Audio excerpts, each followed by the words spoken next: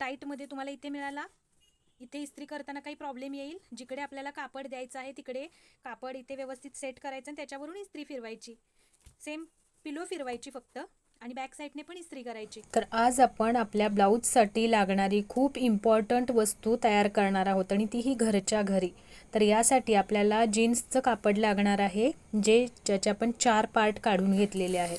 तर हा शेप मी कसा कट केलेला आहे हे तुम्हाला पहिल्यांदा सांगते. तर तर ब्लाऊजमध्ये जे कप वापरतो ना आपण, तोच कप आपण इथे वापरलेला आहे. तर त्याचा फोल्ड पार्ट केला, म्हणजे मधून बरोबर त्याला फोल्ड केलं आणि या पद्धतीने आपल्याला या पार्टवरती ठेवायचं आहे. आता मी तुम्हाला दाखवते तसा पार्ट तुम्ही यावरती ठेवून घ्यायचा आहे. तर कप या पद्धतीने फोल्ड केला, पुढच्या बाजूला 1.5 इंच ते 2 इंच घेतलं आणि पाठीमागच्या बाजूला जो मधला सेंटर आहे तिकडे अर्धा इंच शिलाईसाठी घेतलं. तर या पद्धतीनं 4 पार्ट तयार करून घेतले आणि अर्धा इंच ज्या बाजूला आपण सेंटरला शिलाईसाठी घेतलं होतं तिकडे आपल्याला टीप देऊन घ्यायची आहे. ओके, राऊंड शेपकडेचा बाजू आहे ती आपली बाहेर राहणार आहे, ज्याला आपण गोलाईमध्ये शिलाई देऊन घेणार आहे. तर हे 2 पार्ट या पद्धतीने आपल्याला टीप देऊन घ्यायचे आहे, 2-2दा शिलाई देऊन घ्यायची, मध्ये नॉचेस द्यायचे आहेत आणि इस्त्री करून घ्यायचं आहे. दोन्ही पार्ट म्हणजे शिलाई मार्जिन दोन्ही बाजूला फाकवून इस्त्री देऊन घ्यायची आहे. आणि आता इथला थोडासा पार्ट डिलीट झालेला आहे, तर मी तुम्हाला एक्सप्लेन करते. तर हे 2 पार्ट जोडल्यानंतर काय करायचं आहे, आपल्याला हे सरळचा भाग आतमध्ये आणि रॉंग पार्ट वरती असं ठेवायचं आहे. हे 2 भाग ओपन करून एकमेकांवरती, म्हणजे मेन फॅब्रिकचा सरळचा भाग एकमेकांवरती असेल आणि रॉंग पोर्शन वरती असेल. कुठेतरी एका बाजूमध्ये 2 इंच पार्ट ओपन ठेवायचा आणि बाकी सगळ्या बाजूने टीप देऊन घ्यायची आहे गोल राऊंडमध्ये. हा पार्ट आता ओपन केल्यानंतर गोल राऊंडमध्ये होणार आहे आपला. तर एवढंच इथला हा पार्ट म्हणजे व्हिडिओ झाला नाही त्याचा, त्यामुळे मी तुम्हाला आता हा एक्सप्लेन केलेला आहे, त्या पद्धतीने करून घ्यायचं आहे. आणि जे 2 इंच तो मेन आतमधून कापड ते काढून घ्यायचं. मधला जे इथे 2 इंच दिसतंय ना, मी आतमध्ये जिथे बोट घालत आहे, तर तेवढंच पोर्शन आपल्याला यामध्ये ओपन ठेवायचं आहे आणि बाकी सगळीकडे टीप देऊन घ्यायची आहे. टीप देऊन झाल्यानंतर आपल्याला त्यामधल्या 2 इंचाच्या पोर्शनमधून सरळचा भाग बाहेर ओढून घ्यायचा. आतल्या भागावर टीप जिथे दिलेली आहे तिथे नॉचेस द्यायला विसरायचं नाही. आणि मग हा पार्ट बाहेर घ्यायचा मेन फॅब्रिकचा. आणि या पद्धतीने याच्यामध्ये ज्या आपल्या शिलाईची कातरणं राहिलेली असतात ते यामध्ये एवढं भरायचं आहे की तुमचं असं बोट त्याच्यावरती टोवलं नाही पाहिजे, म्हणजे बोट ठेवल्यानंतर असं आतमध्ये गेलं नाही पाहिजे. एवढं कडक भरायचं आहे आपल्याला हे यामध्ये, कारण हे इस्त्री करताना आपल्याला ते प्रॉपर असा पोर्शन मिळाला पाहिजे खाली. त्यासाठी एवढं भरायचं आहे तुम्हाला. तर हे एवढासा बाऊल म्हणजे गोल बनवण्यासाठी मला जवळजवळ 2 बकेट एवढं कातरणं लागलेली आहेत. त्यावरून तुम्ही विचार करू शकता की हे बनवण्यासाठी आपल्याला वेळ आणि कातरणं किती लागलेली आहेत. खूप वेळ लागतो हे बनवायला. पण तसं बघितलं ना तर हे जर ऑनलाईन विकत घ्यायला गेलात तर याचीसुद्धा प्राईस खूप जास्त आहे.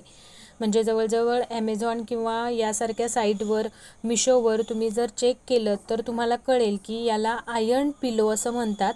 आणि ते जर सर्च केलं तर तुम्हाला कळेल की याची प्राईस काय आहे. तर छोट्यातल्या छोटा पिलोसुद्धा आपल्याला 800-900 आणि हा पिलो तर 1400-1500च्या पुढे आहे याची प्राईस. तर तुम्हालासुद्धा जर ब्लाऊजमध्ये फिनिशिंग चांगली आणायची असेल तर या पद्धतीचा पिलो जरूर तयार करून ठेवा तुमच्याकडे. तर बघताय त्या पद्धतीने मी याच्यामध्ये या बाजूने जिथे 2 इंच पोर्शन ठेवला होता याच्यातून खूप सारी कतरणं आतमध्ये घातलेली आहेत आणि याला असा पूर्ण शेप व्यवस्थित देऊन घेतलेला आहे.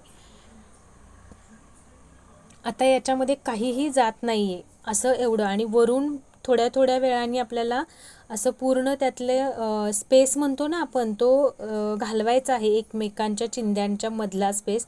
यासाठी थोडंसं आपटायचं कशाने तरी, असं जसं मी तुम्हाला दाखवलं की आत्ता थोडंसं आपटत भरायचं आहे ते. तर त्यामुळे तुम्हाला इथे तो व्यवस्थित पिलो भरला पण जातो त्यामुळे. तर या पद्धतीने आपल्याला हा पिलो पॅक करून घ्यायचा आहे पूर्ण कातरणं भरून. आणि आता आपण याला शिलाई देऊन घेणार आहे.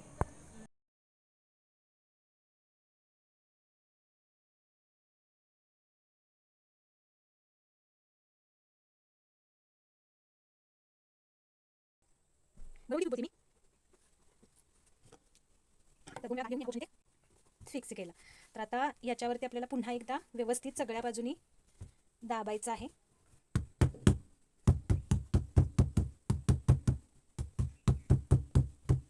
याच्यामध्ये शेप्स पण भरपूर आहेत, पण हा शेप माझ्यासाठी म्हणजे मला या शेपमध्ये आपल्याला बऱ्याचशाच गोष्टी करता येतात, म्हणून सगळ्यामध्ये यूज होईल असा मी हा शेप निवडलेला आहे. ओके, तर हा आपला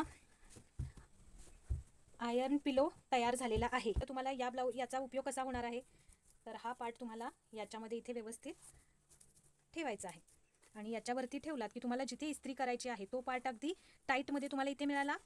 इथे इस्त्री करताना काही प्रॉब्लेम येईल, जिकडे आपल्याला कापड द्यायचं आहे तिकडे कापड इथे व्यवस्थित सेट करायचं आणि त्याच्यावरून इस्त्री फिरवायची. सेम पिलो फिरवायची फक्त आणि बॅक साईडने पण इस्त्री करायची. आता त्याचबरोबर आपल्याला इस्त्री करायची असते कुठे, या पार्टला. हा जो आपला शिलाईचा आहे ना, तर याच्यावरती, तर याच याच्यावरती तुम्ही ठेवून इथे इस्त्री केलात की याच्यावरती पण तुमची पुन्हा ब्लाऊज 100 वेळा हलवायचा फिरवायची काही गरज आहे. अगदी इथल्या पार्टला प्रॉपर इस्त्री झाली आपली. त्यामुळे एवढा तरी शेप तुमच्या उशीचा असायला पाहिजे, म्हणजे तुम्हाला प्रॉपर इस्त्री करता येईल. आता इथे इस्त्री करताना तुमचा हा पार्ट येतोय का त्याच्यामध्ये, इकडचा येणार नाही. इकडे इस्त्री करताना तुमचा इकडचा पार्ट येणार इस्त्री करताना.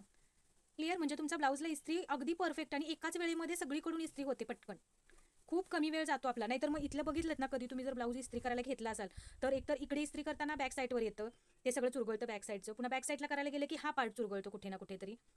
त्याच्यापेक्षा असं घेतलं की हे सगळं इकडून व्यवस्थित तुमची इस्त्री होते. आता ह्या पार्टला इस्त्री करायची आहे तर काय करायचं, हा तुमचा या पार्टवर इकडे ठेवायचा आणि इथे इस्त्री करायचं. परफेक्ट झाला. इकडून प्रॉपर इस्त्री एकाच शेपमध्ये झाली. त्याच्यामुळे ब्लाऊजसाठी आणि कॉलर वगैरे जेव्हा आपण ब्लाऊज बनवतो त्यावेळेला तुम्हाला खूप इम्पॉर्टंट आहे हा. स्लीव्जसाठी तर खूप इम्पॉर्टंट आहे, कारण स्लीव्जवरती इस्त्री करताना ना आपल्याला या पार्टला प्रॉपर इस्त्री द्यायची असते आणि ती तुम्ही कशीही द्यायला गेलात तर प्रॉपर इस्त्री इथे बसतच नाही. इथे इस्त्री द्यायला गेलं की या पार्टला इकडे कुठे ना कुठेतरी चुनतं, म्हणजे चुनी वगैरे पडते. तर त्याच्याऐवजी जेव्हा आपण इथं वापर कराल ना हा पिलो, इथे अगदी प्रॉपर तुम्हाला इथली इस्त्री करता येणार आहे आणि फिनिशिंग खूप चांगली येते. बघितलं, इथे बरोबर ब्लाऊज बसला.